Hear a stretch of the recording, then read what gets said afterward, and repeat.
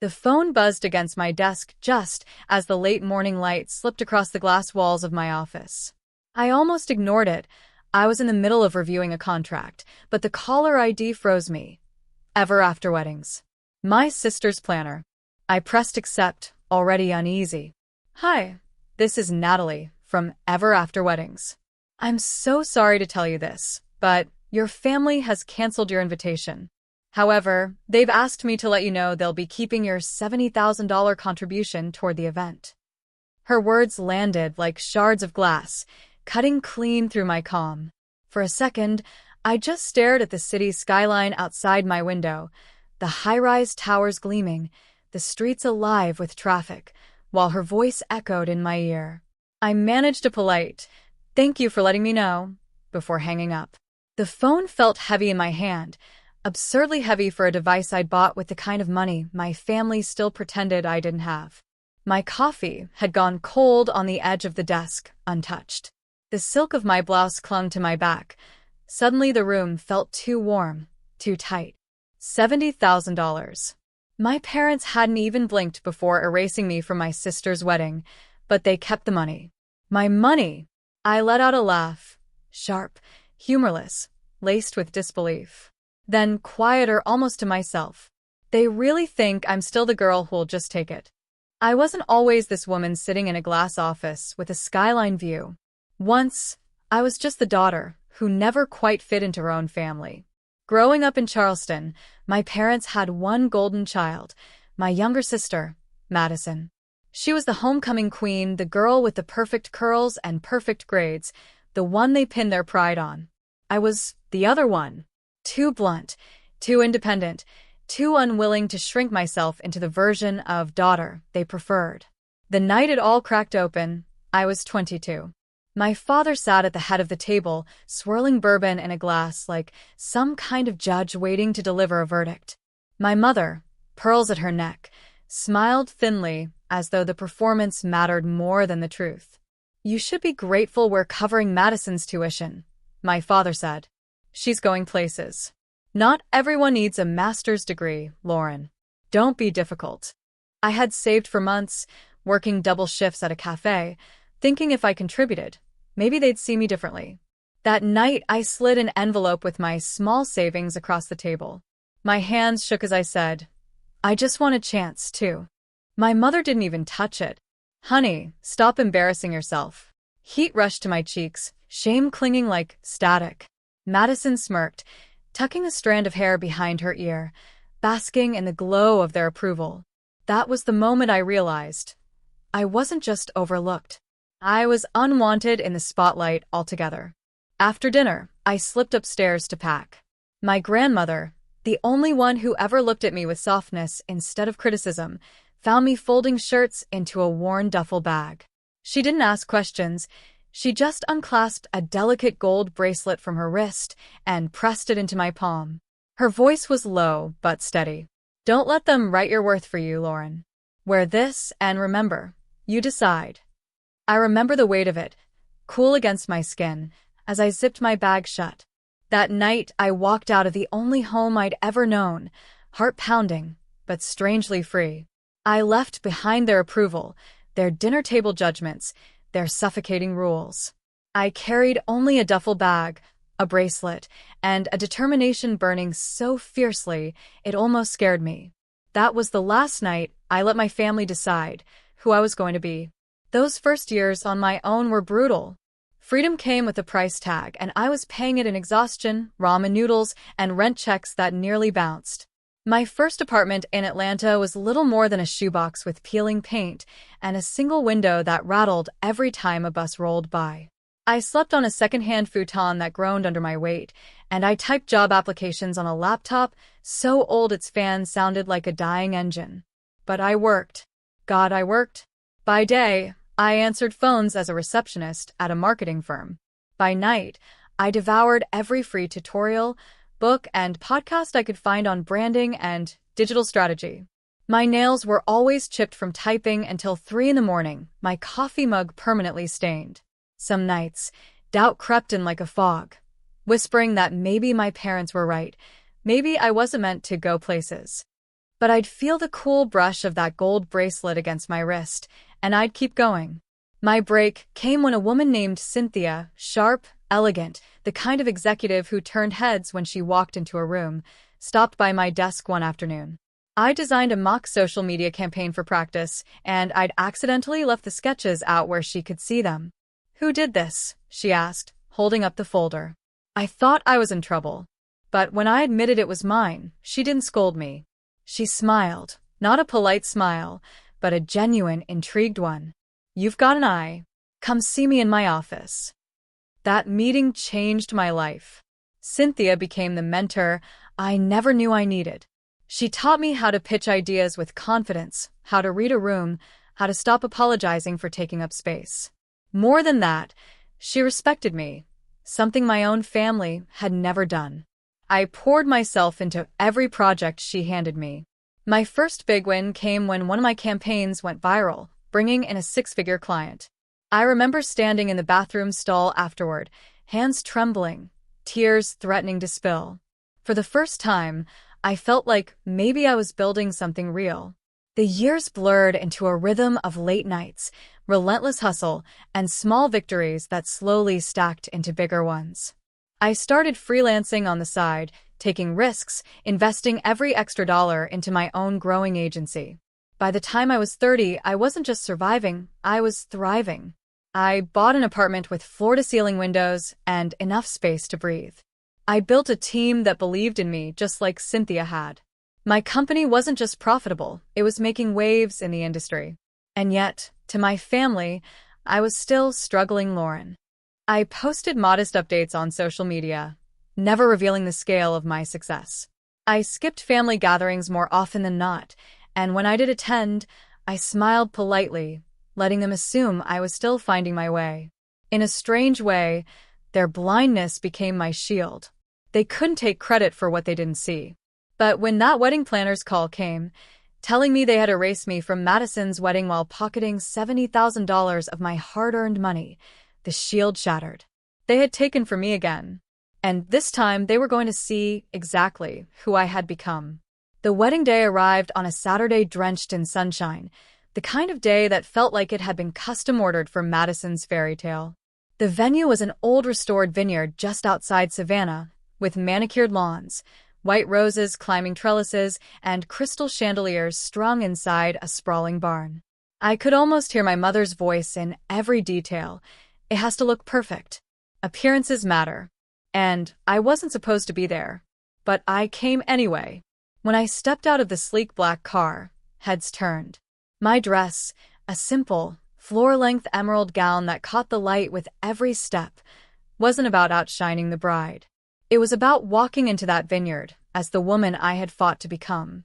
My heels clicked against the stone path, steady, unhurried, deliberate. I caught sight of my parents first. My father's smile froze mid-conversation. My mother's hand gripped her clutch so tightly her knuckles whitened. Madison, radiant in lace and satin, stood at the center of it all, her jaw slackening as she realized who had just walked in. "Lauren?" My mother's voice cut the air, sharp and incredulous. "What are you doing here? We told you." "I know," I interrupted, my tone calm, almost gentle. "The wedding planner was kind enough to call. Said my invitation was canceled. But the money I wired? That wasn't." Murmurs rippled through the guests. I let the silence stretch, let them feel it. I turned slowly, taking in the vineyard's grandeur, the chandeliers, the imported flowers, the live quartet tuning their instruments. All of it glistened with the shine of my contribution. My $70,000. My father cleared his throat, his voice low and commanding. "This is neither the time nor the place." "On the contrary," I said, lifting my chin. "It's the perfect time. You've always preferred to tell my story for me, to make sure no one saw who I really was. Well, today, everyone's watching. So, let's tell it right." I gestured toward the decor. Every flower, every chair, every sparkling light here, paid for by me. And yet you tried to erase me, again. Just like when I was 22, when you told me Madison's dreams mattered more than mine. Just like every year since, when you pretended I was nothing more than an afterthought. The weight of my words sank in, eyes darting between me and my parents. Madison shifted uncomfortably, her veil trembling as her hands fidgeted with her bouquet. I stepped closer, lowering my voice but making sure it carried. The truth is, I'm not struggling. I haven't been for years. I own one of the fastest-growing digital branding agencies in the country. Clients you brag about at your dinner parties? They're mine. The apartment I live in has a skyline view that rivals this vineyard. My net worth, well, let's just say $70,000 barely scratches the surface. Gasps rippled through the crowd. I saw Madison's maid of honor whisper something behind her hand, and even the pastor's eyebrows arched in quiet surprise. My father's face flushed red, anger battling disbelief. My mother tried to mask her shock with a brittle laugh, but her voice quivered. I let them look at me, really look at me for the first time in years. The emerald gown, the poise, the quiet certainty in my tone. I am not the girl you dismissed. I am not the woman you can erase. Not anymore. The silence that followed was thick, electric. For once, my family had nothing to say. And in that silence, I felt something powerful settle in my chest, the undeniable truth that I had finally taken back my place, not at their table, but at my own. For a long moment, no one spoke. The only sound was the faint plucking of strings as the quartet faltered, uncertain whether to keep playing. All eyes were on me, the invisible daughter who had just turned the spotlight directly on herself. It was Madison who broke the silence. So, what, Lauren? You made money. Congratulations. Her voice cracked, brittle beneath the bridal gloss. That doesn't mean you get to ruin my wedding. I met her gaze steadily. I'm not here to ruin it. I'm here to reclaim what's mine. My respect, my boundaries, my worth. Things this family has stolen piece by piece for years. My father bristled. You ungrateful. Don't. My voice sliced clean through his. Calm, but unflinching. I gave $70,000 to support this wedding. I did it because I thought maybe contributing would finally make me part of the family celebration. Instead, you erased me. Again. So here's how this goes. I turned slightly, addressing not just them, but the entire gathering. I'm not asking for my money back. I don't need it. But from this moment forward, there are conditions if you want to be in my life. The words hung heavy in the air. To my father, I said, eyes locked on his. If you want a relationship with me, it starts with respect. No more dismissing my dreams, no more belittling me in front of others. You speak to me as an equal, or not at all. His jaw clenched, but he said nothing. To my mother, I continued, my tone softening but firm. If you want to know me, you have to drop the facade. No more caring more about appearances than people. I won't be your secret disappointment. If you can't love me out loud, don't pretend in private. Her eyes shimmered, though whether with tears or fury, I couldn't tell. Then I turned to Madison, my sister, radiant and spoiled, who had always been handed everything I fought for. And you, Maddie. You've lived in the glow of their favoritism your whole life. If you want me at your side as a sister, then you'll have to stand on your own 2 feet for once. Stop letting them buy your worth and start earning it. Otherwise, we have nothing to talk about. She opened her mouth, but no sound came. I let the silence settle again, this time by choice. The guests shifted uncomfortably, whispers weaving through the vineyard like wind.